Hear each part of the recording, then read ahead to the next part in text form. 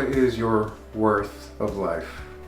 Born into a mother, or mostly knowing people.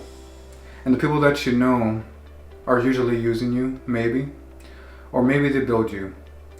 But what comes to your type of worth is everything around your body. We all have our fingers, hands, and our feet, our breath, but most importantly, our personality. Even though the heart, when we follow our path of life, even though it's our dreams, our heart can show us what we kind of desire in life.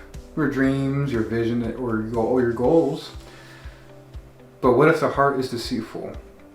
Because sometimes when you give your heart to somebody that you love and they end up hurting you, then your heart probably lied to you about it.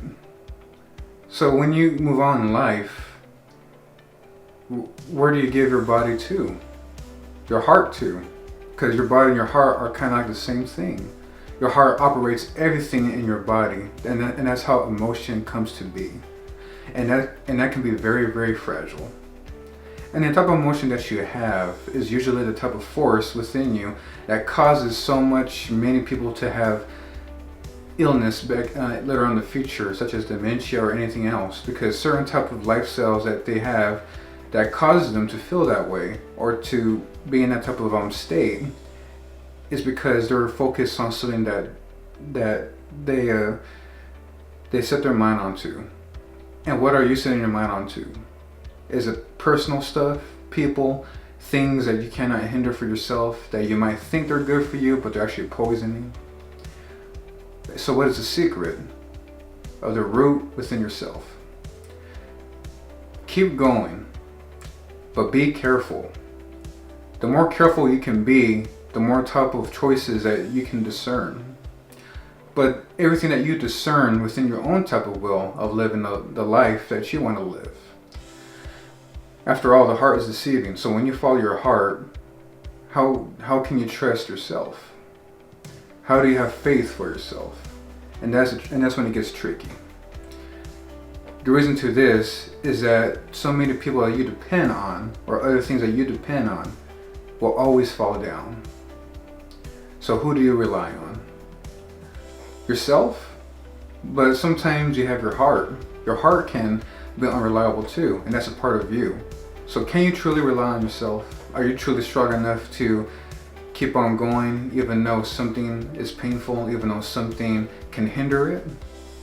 And how do you endure it while something is hindering you from getting to something where you need to be?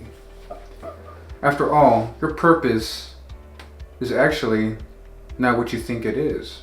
Your purpose here was made to do something more.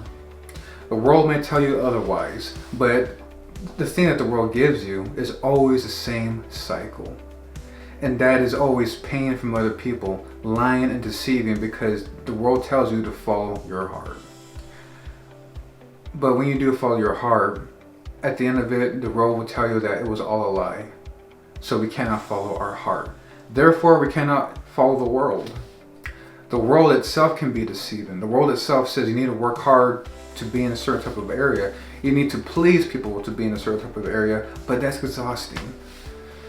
So I think we need to stop letting the world tell us what to do. Especially when it comes to other types of societies or people who are in charge of, even though we do need to get things done in a responsibility way. But at the end of it all, it doesn't matter. So what does matter? What is your true purpose? Because the same cycles will keep on happening over and over again the more we follow what the world tells us. Our true purpose is knowing who our worth is and what our worth is. And that is your purpose, your true purpose. Your true purpose isn't to go having fun in parties or nightclubs until you get older and have fun until you're young. Honestly, that's all going to catch up to you when you get older. You're not going to have fun anymore. You can't even have fun when you're drinking and having fun right now, because when you get older, it's going to catch up to you. Your body's not going to be fit enough to have that type of fun. But like I said, the world tells you to follow your heart because that's what the world wants you to do. Oh, just do whatever you want to do while you're young. Yeah, but the world doesn't tell you what's going to happen later on and how it's going to affect your body later on. Bad choices lead to bad consequences. So what can we do? Well, in my experiences with other people as well, when they found their true purpose of someone who they met, somebody who can be more powerful than anything, someone who's truly alive, who connects with our emotions, our feelings, our joy, our mind. Because if we let the world control us, it's going to be a cycle that will never end. The one who we rely on is the Holy Spirit. The Holy Spirit gives us a language that the world will try to figure out, but it can't. Because the energy that the world sends out to everybody is the same type of energy that tells you to go through the same cycles all the time.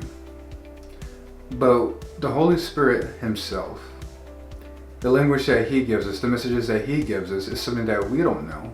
We can know sometimes, but we don't know, because there's a whole type of power that's not of the world. And he's real. And he knows our purpose, what we need to do to benefit our bodies better, what we need to do to live our lives better. Not in the way the world does it, and not in a religious way at all, but more in a whole different way that will benefit your entire true being.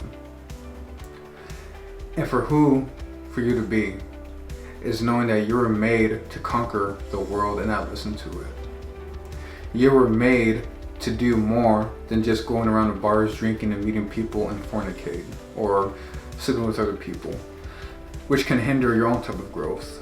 Because people's negative energies, when you sit with them, their negative energy will get back on you. And that's how you feel so many different emotions all at once, because of the people that you slept with. And that's dangerous. So therefore, we cannot follow the heart anymore. Follow who is among us, who is more powerful than what the world says. And that's Jesus, God the Holy Spirit. And it's time for you to give him a try to go back to him. And he's not mad at you. He's waiting for you. And that's the truth promise.